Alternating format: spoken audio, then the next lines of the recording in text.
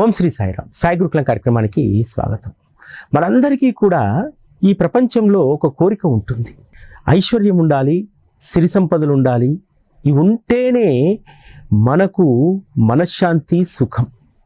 కానీ బాబాకు ఆ విధంగా కాదు.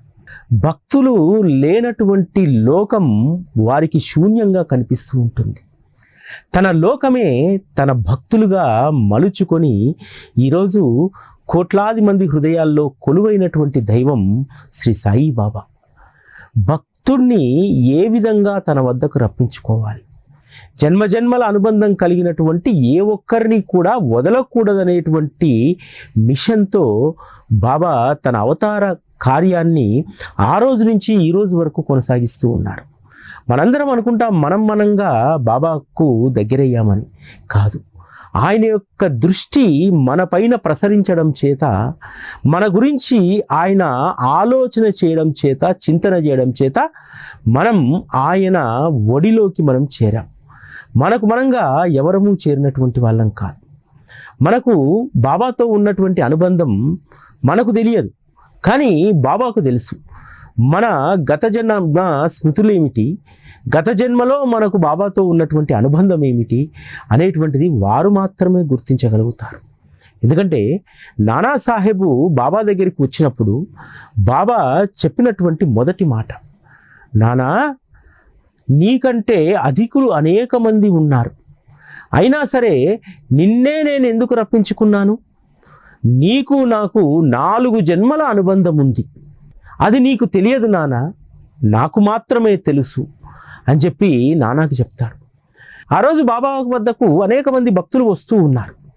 అయినా సరే నానాసాహెబ్ చందోర్కర్ను చాలా ప్రత్యేకంగా బాబా పిలిపించుకుంటారు. నానాసాహెబ్ చందోర్కర్ కోపర్గావ్లో క్యాంపు నిమిత్తం వచ్చి ఉంటారు. ఆ సందర్భంలో ఆ గ్రామ కరుణమైనటువంటి కులకర్ణి ఆ సమావేశానికి వెళ్తుంటారు. బాబా చెప్పి పంపిస్తాడు, మీ యొక్క కలెక్టర్ కార్యదర్శి నానాసాహెబ్ చందోర్కర్ అక్కడ ఉంటారు, వారిని నేను ఒకసారి కలవాలనుకుంటున్నాను, రమ్మని కబురు పెట్టు అని అంటారు. ఒక గ్రామ కరుణము కలెక్టర్ కార్యదర్శికి ఎదురుబడి మాట్లాడడం అసంభవం. కానీ ధైర్యం కూడగట్టుకొని, ఎందుకంటే ఈ ఆజ్ఞ గురువుది కాబట్టి గురువు ఆజ్ఞను పరిపాలించాలి కాబట్టి తనకు నానాసాహెబ్ చందోర్కర్ ఎదురుబడి నిలబడి మాట్లాడేటువంటి ధైర్యం లేకపోయినా సరే, కానీ బాబా ఆదేశం తనకు గుర్తొచ్చి వాటన్నింటినీ పక్కన పెట్టి నానాసాహెబ్ చందోర్కర్ వద్దకు వెళ్ళి చెప్తారు, షిరిడిలో ఉన్నటువంటి శ్రీ సాయి బాబా మిమ్మల్ని రమ్మంటున్నారు అని చెప్పి. నానాసాహెబ్ అనుకుంటారు, బాబాతో నాకేం సంబంధం? ఎప్పుడూ కూడా నేను వారిని దర్శించుకోవాలనేటువంటి కాంక్ష నాలో లేదు, వారిపైన ప్రత్యేకమైనటువంటి గౌరవం కానీ, అభిమానం కానీ, భక్తి కానీ లేదు నాకు. అటువంటప్పుడు నన్నెందుకు పిలుస్తున్నారు వారు? ఏదైనా సరే నా మనస్సుకు అది పడితే కదా నేను అక్కడికి వెళ్ళేది. నాకు ఏ అనుభవము లేదు, ఇంతకుముందు ఏ పరిచయము లేదు, నేను ఎందుకు వెళ్ళాలి అనేటువంటి దాంతో ఏ సమాధానం చెప్పకుండా దాటవేస్తారు దాన్ని. మరుసటి రోజు కూడా సమావేశానికి వచ్చినటువంటి అప్పా కులకర్ణి అడుగుతారు, మరొకసారి మిమ్మల్ని గుర్తు చేయమన్నారు, ఈ క్యాంపు ముగిసేటువంటి రోజు మీరు నగర్కు బయలుదేరినప్పుడు బాబాను ఒకసారి కలువమని చెప్పి మిమ్మల్ని అడుగుతున్నారు అని చెప్పి. అప్పుడు నానాసాహెబ్ ఆలోచనలో పడతారు, ఒక గ్రామకరణం ఇంత ధైర్యంగా నా ముందు వచ్చి మాట్లాడుతున్నారంటే, ఈ విషయాన్ని పదే పదే చెప్తున్నారంటే వారికి ఆ గురువు పట్ల ఉన్నటువంటి విశ్వాసం, ఆ విశ్వాసమే ఇంత ధైర్యంగా నాతో మాట్లాడడానికి అది పనిచేస్తుంది. కాబట్టి ఒకసారి పోతే ఏముంది, వెళ్దాంలే, ఏదో ఒక కార్యం కోసం పిలుస్తున్నట్టున్నారు, నాతో ఏదో పని ఉందని చెప్పి నానాసాహెబ్ అనుకుంటారు. వెళ్ళి బాబాను దర్శించగానే వారి యొక్క నయనాలు శాంతిస్తాయి, మనస్సు మూగబోతుంది. ద్వారకామయిలోకి వెళ్ళి బాబాను చూసి ఆ నేలపైన కూర్చొని నమస్కారం చేస్తారు, పాద నమస్కారం. అప్పటి వరకు గొప్ప అధికార దర్పంలో ఉన్నటువంటి నానాసాహెబు తన ప్రయత్నం లేకుండానే, ఎందుకంటే కలెక్టర్ కార్యదర్శి కింద అస్సలు కూర్చోడు, ఒక ప్రత్యేకమైనటువంటి కుర్చీ, ప్రభుత్వంలో ఉన్నారు కాబట్టి ఒక ప్రత్యేకమైనటువంటి గౌరవం ఉంటుంది. దాన్నంతా అనుభవిస్తున్నటువంటి నానాసాహెబ్ బాబా దగ్గరికి రాగానే తను లౌకికంగా ఏమిటి అనేటువంటిది మరిచిపోయి బాబా రూపాన్ని చూడగానే తన హృదయం తన్మయత్వానికి లోనైంది. దాంతో నేలపైన కూర్చుండిపోయారు. అయ్యా, మీరు మమ్మల్ని ఎందుకు పిలిపించారు? నన్ను పిలవడానికి గల కారణం ఏమిటి అని చెప్పి బాబాని అడుగుతారు. బాబా ఒకటే మాట చెప్తారు, నానాసాహెబ్, నీకంటే గొప్పవాళ్ళు, పలుకుబడి కలిగినటువంటి వాళ్ళు నగర్లో అనేక మంది ఉన్నారు. వారందరినీ కాదని నిన్నే ఎందుకు నేను పిలిపించాను? నీకు నాకు ఉన్నటువంటి జన్మ జన్మల అనుబంధం చేత ఈ జన్మలో మనం కలిసి చేయాల్సినటువంటి అనేక కార్యాలు ఉన్నాయి. అందుకనే నిన్ను నేను పిలిపించుకున్నాను అని అంటాను. నానాసాహెబు అడుగుతారు అప్పటికి, బాబా, ఈ ద్వారకామయిని ఏమైనా రిపేర్ చేయించమంటారా? ప్రభుత్వం తరఫున మీకు ఏమన్నా సహాయం కావాలా? అంటే బాబాని ఇంకా పరిపూర్ణంగా అర్థం చేసుకోలేదు. ఈ ప్రపంచానికి కావలసినటువంటివన్నీ కూడా ఇచ్చేటువంటి శక్తి ఉన్నటువంటి ఆయనకు ప్రభుత్వం తరఫున ఆయనకు ప్రత్యేకంగా సహాయం కావాలా? ఇది ఈ రోజుకు నడుస్తూ ఉంది. ఈ రోజు కూడా శ్రీ సాయిబాబా సంస్థాన్ వారి యొక్క ఆత్మస్వరూపం అది. బాబా యొక్క సజీవ స్వరూపానికి నిదర్శనం సాయిబాబా సంస్థాన్. ఇప్పటికీ సంస్థాన్ ప్రభుత్వానికి సహాయం చేసేటువంటి స్థితిలో ఉంది తప్ప ప్రభుత్వం నుంచి ఏ రూపాయి కూడా తీసుకునేటువంటి నిస్సహాయ స్థితిలో సంస్థాన్ లేదు. ఆ రోజు జరిగినటువంటి సంఘటన ఈ రోజు కూడా అదే ప్రతిబింబిస్తూ ఉంది. నానాసాహెబ్ అనుకున్నాడు, ఈ పాడుబడ్డటువంటి మసీదు ప్లేస్లో ఏదైనా కొత్త స్థావరం ఏమైనా కట్టించి ఇవ్వమంటారేమో బాబా అనుకున్నారు. కానీ ఈరోజు సాయిబాబా సంస్థాన్ ప్రభుత్వానికి అనేక విపత్కర పరిస్థితుల్లో, ఒక్క మహారాష్ట్ర ప్రభుత్వానికే కాదు, ఈరోజు ఎక్కడ ఏ ఆపద వచ్చినా సంస్థాన్ స్పందిస్తుంది తెలుసా? 2 సంవత్సరాల క్రితము కేరళలో విపరీతమైనటువంటి వరదలు వస్తే కోట్ల రూపాయల సహాయాన్ని సంస్థాన్ అందించింది కదా. అంటే సద్గురువు ఎప్పుడైనా సరే ఉదారంగా ఏది ఇవ్వడు. ఎక్కడైతే నిస్సహాయ స్థితిలో ఉంటారో తను ఆదుకునేటువంటి ధర్మం తనకుందని చెప్పి కుల మత జాతి భేదం లేకుండా అందరికీ సహాయం చేస్తారు.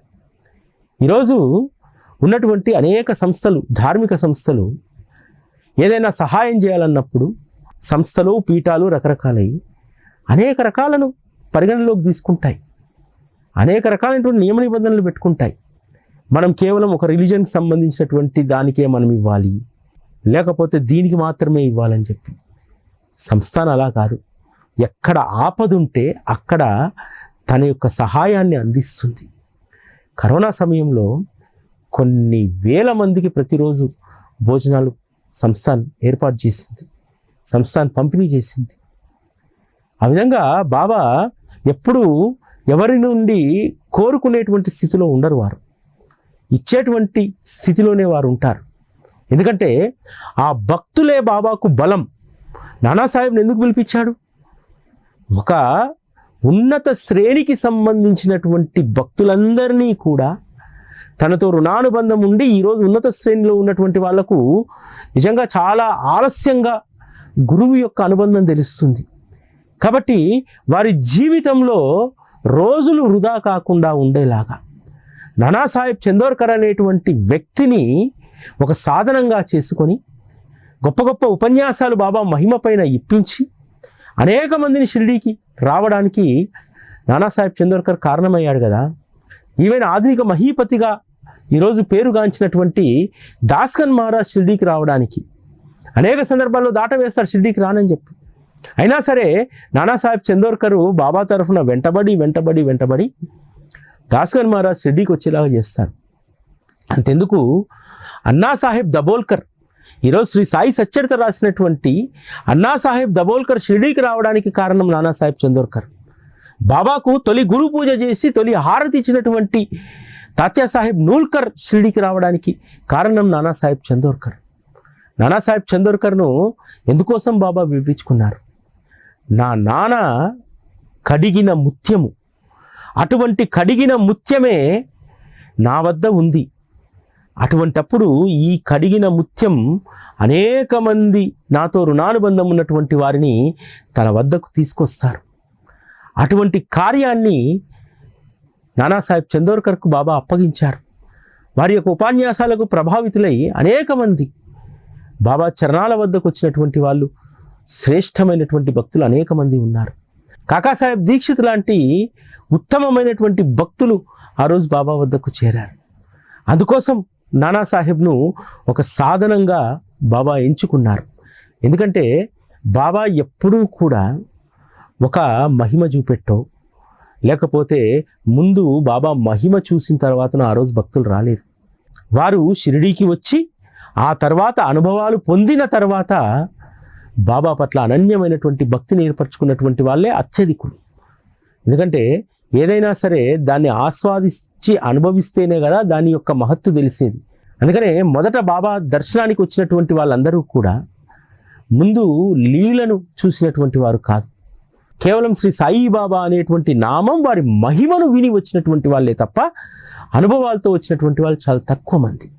ఈరోజు కూడా మనము అనేక మంది బాబా దగ్గరికి చేరిన తర్వాతనే అనుభవాలు పొందాము.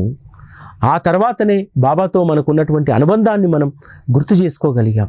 ఆ విధంగా బాబా తనతో అనుబంధం ఉన్నటువంటి అనేక మంది భక్తులను చాలా అద్వితీయమైనటువంటి ఆప్యాయతతో, అనురాగంతో పిలుచుకొచ్చుకుంటారు. కాకాసాహెబ్ దీక్షిత్కు నానాసాహెబ్ చెప్పిన తర్వాత బాబా వద్దకు రావడానికి చాలా సమయం పట్టింది. ఎందుకనంటే అప్పుడు ఆయన ఉన్నటువంటి వృత్తి, అదేవిధంగా ప్రవృత్తి అయినటువంటి రాజకీయం, వీటన్నిటితో ఎప్పుడూ కూడా బిజీగా ఉండేటువంటి వారు. కానీ ఒకానొక సందర్భంలో నగర్ వచ్చినటువంటి వేళ బాబాను దర్శించుకోవాలనేటువంటి కాంక్ష కలుగుతుంది. కాంక్ష కలగగానే బాబా హృదయం ఉప్పొంగిపోతుంది. ఉప్పొంగిపోయి స్వయంగా తానే వెళ్ళి కాకాసాహెబ్ దీక్షితుని షిరిడీకి తీసుకొచ్చుకుంటారు. ఏ విధంగా? మేఘశ్యాముడు పూజించుకునేటువంటి ఆ పెద్ద చిత్రపటానికి అద్దం పగిలిపోతే అద్దం వేయించడానికి మిరికర్ ద్వారా ఆ చిత్రపటాన్ని నగర్ పంపిస్తారు. కాకాసాహెబ్ వచ్చినటువంటి రోజే ఆ అద్దం వేసి తెర వేసుకొని మిరికర్ తీసుకొచ్చి తన ఇంట్లో పెడతారు. అది ఏమిటి అని చెప్పి కాకాసాహెబ్ అడగగానే అది బాబాగారి యొక్క చిత్రపటం అని చెప్తారు. ఒక్కసారి నేను చూడవచ్చా అని అంటారు. ఆ చిత్రపటాన్ని తెర తీయగానే కాకాసాహెబ్ యొక్క మనస్సు సాయిలో రమించిపోతుంది. ఎందుకంటే ఆ సత్పురుషుణ్ణి చూసిన తర్వాత తన యొక్క అభిప్రాయము, అభిమతమే మారిపోతుంది. నేను నానాసాహెబ్ చెప్పినట్టు నా కాలి కుంటితనం పోగొట్టుకోవడానికి బాబా వద్దకు నేను వెళ్ళట్లేదు. నేను నా మనస్సు అవిటితనం పోగొట్టుకోవడానికి బాబా వద్దకు వెళ్ళాలి. అంటే కేవలం చిత్రపట దర్శనంతోటే మనుషుల యొక్క మనస్సులను మార్చేటువంటి శక్తి సాయిబాబాకు ఉంది. ఆ తర్వాత శ్యామా తోడవుతాడు. శ్యామాను కూడా ఎంత చాకచక్యంగా బాబా పంపిస్తాడు. వాళ్ళకు అత్తకు బాగాలేదని అత్తను చూడ్డానికి వెళ్తే అప్పటికే అత్త ఆరోగ్యం మెరుగుపడుతుంది. వెంటనే ఆ రోజు మళ్ళీ కాకాసాహెబ్తో పాటు తిరిగి ప్రయాణం అవుతారు. ఆ రాత్రి కోపర్గావ్కు ప్రయాణం అవుతున్నటువంటి సందర్భంలో ట్రైన్ అంతా కూడా కిక్కిరిసిపోతుంది. ముందుగా టికెట్ కొనుక్కోలేదు, రిజర్వేషన్ లేదు. కానీ ఒక అపరిచిత వ్యక్తి కాకాసాహెబ్ను గుర్తుపట్టి, కాకా గారు మీరు రండి, ఫస్ట్ క్లాస్లో కూర్చోండి, పర్వాలేదు నేను టికెట్ సర్దుతానని చెప్పి బాబాయే ఆ వ్యక్తి మనసులో దూరి వారికి సుఖవంతమైనటువంటి ప్రయాణాన్ని చేయించారు కదా. అంటే స్వయంగా బాబా ఏర్పాట్లు చేసి మరి కాకాసాహెబ్ని ఏ విధంగా షిరిడీకి రప్పించుకున్నారు. ఆ చిత్రపటంతో పాటు ప్రయాణం చేస్తుంటే కాకాసాహెబ్కు రాత్రంతా నిద్రలేదట. ఆ చిత్రపటాన్ని చూస్తూ సజీవమైనటువంటి ఆ దివ్యమంగళ రూపాన్ని నేను ఎప్పుడెప్పుడు చూస్తానా అనేటువంటి ఆతలంపులోనే రాత్రంతా ఆ చిత్రపటాన్ని చూస్తూ ఉన్నారట. అంటే బాబా యొక్క రూపం అంత శక్తివంతమైనటువంటిది. అర్థం కానటువంటి వారికి వారి రూపం ఒక ఫకీరు, అర్థమైనటువంటి వారికి ఆ రూపం ఒక స్వర్గసీమ.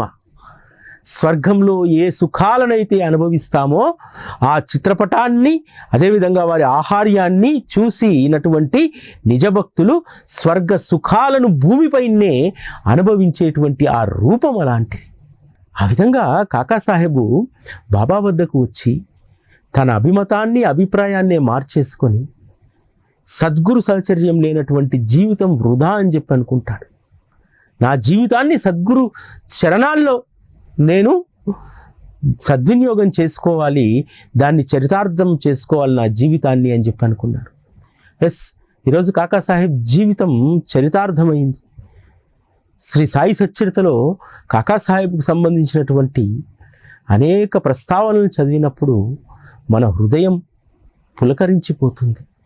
వారు అన్నటువంటి మాట, మేకను వధించు అంటే కత్తి పైకెత్తి వధించబోతుంటే, ఏమయ్యా శుద్ధ బ్రాహ్మణుడివి, మేకను వధించడం అది పాపమని తెలియదా అనంటే, బాబా మాకు పాప పుణ్యాలు మేము ఎరగం, మీ ఆజ్ఞయే మాకు వేదము శాస్త్రము, అది తప్ప ఇంకోటి మేము ఏ రోజు కూడా ఎరిగిలేము అని చెప్పి అని అంటారు. అంటే బాబా దగ్గరికి వెళ్ళిన తర్వాత, ఒక గురువును ఆశ్రయించిన తర్వాత, గురువు ఆజ్ఞ ఎంత శక్తివంతమైంది, ఆ గురువు ఆజ్ఞను పరిపాలించినటువంటి వారు అధములు అనేటువంటి విషయాన్ని కాకాసాహెబ్ యొక్క వృత్తాంతం మనకు తెలియజేస్తుంది కదా. కాకాసాహెబ్ ద్వారా అనేక గ్రంథాలను పారాయణ చేయించారు. అనేక మంది భక్తులు ఆ పారాయణను విని తరించారు. ద్వారకామాయిలో ఊరికనే కూర్చునేటువంటి భక్తులకు బాబా ఆదేశం ఇచ్చేవారు, వెళ్ళి అక్కడ శ్రవణం చేయండి అని చెప్పి. వారు అనేక సంశయాలతో బాబా దగ్గరికి వచ్చేవారు. కొంతమంది బాబాను అడిగేటువంటి వారు కాదు. మరి వారి సంశయాలకు సమాధానాలు దీక్షిత్ పారాయణ చేసేటువంటి ఏకనాథ భాగవతము, భావార్థ రామాయణంలో నుంచి వారికి ఆ సమాధానాలు వచ్చేటివట. వారు వెళ్ళేటువంటి సమయానికి బాబా దగ్గర వారు ఏ సంశయంతో కూర్చున్నారో దానికి సంబంధించినటువంటి అంశం అక్కడ చెప్పబడేదట. అది శ్రవణం చేసిన తర్వాత తమ మనస్సులు శాంతించి, బాబా నేరుగా చెప్పకుండా గ్రంథ శ్రవణానికి పంపించి మాకు సమాధానం చెప్పించారని చెప్పి అనేక మంది భక్తులకు అది అనుభవం. బాబా తన భక్తుల ఎంపిక చేసుకునేటప్పుడే ఎవరెవరికి ఏ బాధ్యత అప్పగించాలనేటువంటి నిర్ణయిస్తారు. కాకాసాహెబ్ ద్వారా ఆ ఆధ్యాత్మిక గ్రంథాల యొక్క పారాయణ చేయించి ఎంతోమందికి శ్రవణం అనేటువంటి అనుగ్రహాన్ని బాబా ఇవ్వగలిగారు. ఆ విధంగా బాబా ఎంపిక చేసుకునేటువంటి భక్తులు. ఈరోజు మనల్ని కూడా ఏదో ఒక కారణం చేత బాబా ఎంపిక చేసుకుంటారు. ఈరోజు సాయి టీవీ అనేటువంటి సాధనం ఉండాలి, ఒక న్యూట్రలైజ్డ్ వ్యవస్థ, బాబా పైన ప్రేమను పెంచేటువంటి వ్యవస్థ కావాలి అని చెప్పి ఆయన ఎంపిక చేసుకున్నటువంటి వ్యవస్థ, ప్లాట్ఫామ్ ఇది. ఈరోజు కొద్దిమంది భిక్షా కార్యక్రమంలో పేర్లను నమోదు చేయించుకున్నారు. ఇంకా చాలామంది చేయించుకోవచ్చు. 50-60 మంది మాత్రమే. ఈ 50-60 మందిని మాత్రమే ఎందుకు ఎంపిక చేసుకున్నారు? ఇక్కడ వేరే వాళ్ళు అయితే చాలా నిరుత్సాహపడతారు. మనం సాయి టీవీలో చెప్పిన తర్వాత ఒక 50-60 మందే ఎంపిక చేసుకున్నారా ఈ భిక్షను అని చెప్పి. కానీ మేము బాధపడం. బాబా చెప్పినటువంటి ఒక మాట ఎప్పుడూ గుర్తుంటుంది, నానా నగర్లో నీకంటే పెద్ద ఆస్వాములు, నీకంటే గొప్పవాళ్ళు, నీకంటే పై అధికారులు అనేక మంది ఉండగా నిన్నే ఎందుకు పిలిపించుకున్నాను. ఈరోజు భిక్షా కార్యక్రమంలో కూడా అంతే. ఈ లోకంలో మహా భక్తులు ఉండగా, గొప్ప భక్తులమని చెప్పుకునేటువంటి వారు ఉండగా ఎందుకు ఈ 20 మందిని మాత్రమే బాబా ఎంపిక చేసుకున్నాడు? ఎందుకంటే వీరితో మాత్రమే పరోపకార సేవను చేయించాలని చెప్పి ఇప్పటి వరకు 60 మందిని ఎంపిక చేసుకున్నారు. రేపు మహా అయితే ఈ సంఖ్య రెట్టింపు కావచ్చు కానీ వేలల్లో కాదు. కాబట్టి మనల్ని బాబా ఒక కార్యానికి ఎంపిక చేసుకున్నారంటే మనం అదృష్టవంతులుగా మనం భావించాలి. ఈరోజు భిక్షకు ఎంపిక చేసుకున్నటువంటి మీరందరూ కూడా గురు పౌర్ణమి సందర్భంగా అదృష్టవంతులు. భిక్షతో పాటు మళ్ళీ మనము షిరిడీకి అర్పణం అనేటువంటి కార్యక్రమం చేస్తాం. ఆ అర్పణ కార్యక్రమంలో కూడా పాల్గొనేటువంటి వాళ్ళు కూడా అదృష్టవంతులు. ఎందుకంటే బాబా తరఫున సేవ చేయడానికి బాబా మనల్ని ఎంపిక చేసుకుంటున్నారు. హేమాడ్ పంత్నే ఎందుకు బాబా ఎంపిక చేసుకున్నారు? హేమాడ్ పంత్కున్నటువంటి కమిట్మెంటు, నిబద్ధత. అసలు షిరిడీకి వెళ్ళకూడదు, గురువుతో సంబంధం ఏమిటి, గురువు మన జీవితాన్ని మారుస్తాడా అనేటువంటి అభిప్రాయం ఉండి గురుభక్తే లేనటువంటి అన్నాసాహెబ్ దబోల్కర్ హేమాడ్ పంత్ని ఏ విధంగా తెచ్చుకున్నాడు? తొలి దర్శనంలోనే అద్భుతమైనటువంటి గోధుమల లీలను, కలరా జాడ్యాన్ని తరిమేసేటువంటి లీలను చూపి అతని అంతఃకరణాన్ని పూర్తిగా మార్చేశాడు కదా. గురుభక్తి లేనటువంటి ఆ మనస్సులో గురుభక్తి జనించి తాండవించింది. ఆ తాండవమే శ్రీ సాయి సచ్చరిత రూపంలో ఈరోజు మనందరికీ అందించబడ్డది. హేమాడ్ పంత్ రాస్తారు, వారి యొక్క సుందర రూపాన్ని చూడగానే నా ఆకలి దప్పికలు హరించకపోయాయి అని చెప్పి. లౌకికంగా ఉన్నటువంటి ఆకలి దప్పికలు, కోరికలు, వాత్సల్యం, వ్యామోహం ఇవన్నీ పోయాయి. ఆకలి దప్పికలు అంటే కేవలం భోజనం మాత్రమే కాదు, ఇవన్నీ కూడా ఆకలి దప్పికలే. వ్యామోహం ఒక ఆకలి. ఇవన్నీ కూడా రకరకాలైనటువంటి దుర్గుణాలన్నీ కూడా పోయి ఆ ఆకలి దప్పికలు హరించకపోయి సుగుణం మాత్రమే మిగిలింది. ఎప్పుడూ కూడా వారి మోమును అవలోకనం చెయ్యాలి, వారి కథలను శ్రవణం చెయ్యాలి అనేటువంటి కాంక్షే తప్ప మరొకటి నా జీవితంలో లేదు అనేటువంటి దాంట్లోకి హేమాడ్ పంత్ వస్తారు. అప్పగించినటువంటి బాధ్యతను ఎంత త్రికరణ శుద్ధిగా, ఎంత నిష్పక్షపాతంగా హేమాడ్ పంత్ రాశారో చూడండి. హేమాడ్ పంత్ అద్భుతంగా సచ్చరితను ప్రజెంట్ చేశారు, దేన్ని దాచలేదు. బాబా ఒక బ్రాహ్మణుణ్ణి కాకాను పిలిచి మేకను వధించమనేటువంటి సంఘటన తాను స్వయం బ్రాహ్మణుడై రాస్తాడా? అరెరే, బ్రాహ్మణుడు ఎంత పాపం చేయబోయాడు, ఎంత పాపానికి ఒడికట్టాడు అనేటువంటిది వస్తుంది కదా, దాన్ని దాచిపెట్టవచ్చు కదా, దాచిపెట్టలేదు. ఏ సత్యాన్నైతే ఆ రోజు చూశాడో ఆ సత్యాన్నే మనకు అందించారు. అందుకనే ఈరోజు సచ్చరిత నిత్య సత్యమైంది. సాయి పట్ల భక్తి లేనటువంటి వాళ్ళకి సచ్చరిత 100% నెగిటివ్ యాంగిల్లోనే కనిపిస్తుంది. దాంట్లో ఏ తప్పు లేదు. ఎందుకంటే వారు విశ్వాసం లేనటువంటి వారు, బాబా తత్వం తెలియనటువంటి వాళ్లకు సచ్చరిత 100% నెగిటివ్ కనిపిస్తుంది. ఎవరికైతే అచంచలమైనటువంటి విశ్వాసం ఉంటుందో, సద్గ్రంథం పట్ల గౌరవం ఉంటుందో వాళ్లకు ఒక్క సచ్చరిత మాత్రమే కాదు, ప్రతి గ్రంథం కూడా పాజిటివ్ కనిపిస్తుంది. అన్ని గ్రంథాలలో పేర్లు వేరు కావచ్చు, కానీ అందులో ఉన్నటువంటి సారం ఒకటే. రామాయణమైనా, భారతమైనా, భాగవతమైనా, శ్రీ సాయి సచ్చరిత అయినా, జ్ఞానేశ్వరైనా, గురుచరిత్ర అయినా ఉన్నటువంటి సారం ఒక్కటే. జీవుడిగా నువ్వు పుట్టినందుకు పరమాత్మతో సాంగత్యాన్ని సంపాదించి నీ జీవితాన్ని తరించుకో అని చెప్తుంది. సింగిల్ ఎజెండా ఏ గ్రంథమైనా. మనం ప్రతి గ్రంథానికి తేడా చూడాల్సినటువంటి అవసరం లేదు. ప్రతి గ్రంథము కూడా జీవుని తరించడానికి ఉద్భవించినటువంటివే తప్ప అందులో ప్రత్యేకమైనటువంటి ఎజెండాలు ఏమీ లేవు. రామాయణము ధర్మాన్నే బోధిస్తుంది, భాగవతము, గీత అన్నీ కూడా ధర్మాన్నే బోధిస్తుంది. శ్రీ సాయి సచ్చరిత కలియుగంలో అత్యంత సులువుగా పరమార్థాన్ని సంపాదించుకునేటువంటి మార్గాన్ని శ్రీ సాయి సచ్చరిత చూపెడుతుంది. గురుచరిత్ర గురు వైభవాన్ని మన ముందు ఆవిష్కరిస్తుంది. ఇవన్నీ కూడా జీవుడిలో పరమార్థాన్ని తట్టిలేపి జీవుడి యొక్క గతులను మార్చడానికి మాత్రమే ఉన్నటువంటివి. అందుకనే హేమాడ్ పంత్ లాంటి వ్యక్తిని బాబా తన చరణాల వద్దకు తెచ్చుకొని అహంకార నిర్మూలన చేసి స్వచ్ఛమైనటువంటి వారి చరిత్రను మనకు అందించారు. ఈ విధంగా బాబా వద్దకు వచ్చినటువంటి అనేక మంది భక్తులు, చాలామంది అనుకుంటాం మనం, నాకు ఈ సౌకర్యాలు ఉంటేనే షిరిడీకి వెళ్తానని చెప్పి. ఆ రోజు కూడా తాత్యా సాహెబ్ నూల్కర్ అనేటువంటి ఆ భక్త శ్రేష్ఠుడిని షిరిడీకి రప్పించుకొని వారు పెట్టినటువంటి 2 కండిషన్లు, వంట బ్రాహ్మణుడు, నాగ్పూర్ కమలాలు, రెండింటినీ బాబా స్వయంగా ఏర్పాటు చేశారు కదా. ఒక వంట బ్రాహ్మణుడు నానాసాహెబ్ దగ్గరికి వెళ్ళి పెన్షన్ కోసం అని వెళ్తే ఏం చేసేవాడు అంటే, వంట బ్రాహ్మణుడిగా చేసేవాడిని, ఇప్పుడు ఖాళీగా ఉన్నానంటే వెళ్ళు, ఈ ఊళ్ళో న్యాయాధీశుడు తనకు వంట మనిషి అవసరం అని చెప్పి ఫ్రమ్ అడ్రస్ లేకుండా నాగ్పూర్ కమలాలు వచ్చేస్తాయి పార్సిల్. ఈ విధంగా బాబాయే స్వయం ఏర్పాటు చేసి, ఎందుకంటే తాత్యా సాహెబ్ నూల్కర్ గొప్ప సుగుణాలు కలిగినటువంటి భక్తుడు. అతనికి తన తొలి గురు పూజ చేసేటువంటి అవకాశాన్ని కల్పించాలి, తొలి హారతి ఇచ్చేటువంటి అవకాశాన్ని ఇవ్వాలి. ఎందుకు ఇవ్వాలి? హారతి అవకాశం ఎందుకు దక్కింది? పండరిపురంలో అనువంశికంగా వచ్చేటువంటి హారతిని ఎవరు ఇవ్వాలని చెప్పి ఆ హారతి సాంప్రదాయంలో ఉన్నటువంటి వారసులు కొట్లాడుకుంటూ ఉంటే, కేసులో దావా వేస్తే చాలా అద్భుతమైనటువంటి పరిష్కారాన్ని చెప్పి, అందరికీ ఆమోదయోగ్యమైనటువంటి పరిష్కారాన్ని చెప్పి పాండురంగడి యొక్క హారతిని వంశపారంపర్యంగా వచ్చేటువంటి అనువంశికుల చేత ఇచ్చేటువంటి తీర్పును ఇచ్చొచ్చారు. అందుకని బాబా తొలి హారతి ఇచ్చేటువంటి అవకాశం తాత్యా సాహెబ్ నూల్కర్కి ఇచ్చారు. స్వచ్ఛమైనటువంటి నిర్మలమైనటువంటి మనస్సు. బాబా నన్ను ఇక్కడ ఉంచుకోరాదా అని అడుగుతారు.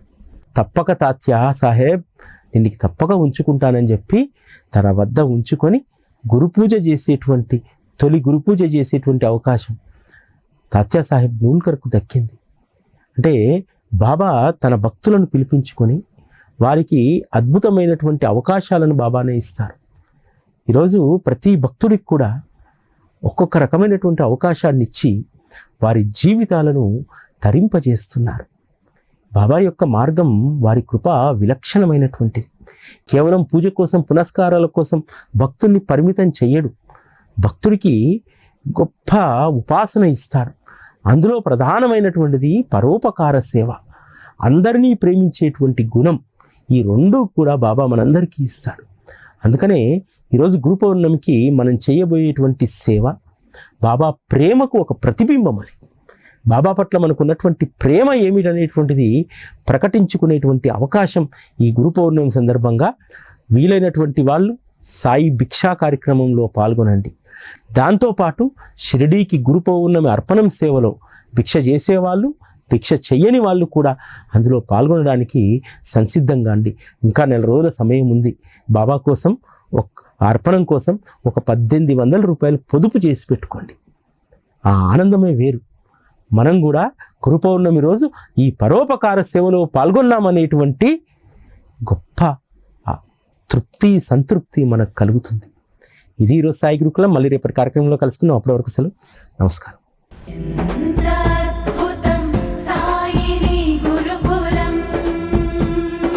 శిక్షణే తప్ప శిక్షలు లేని శరణాగతి సౌదం.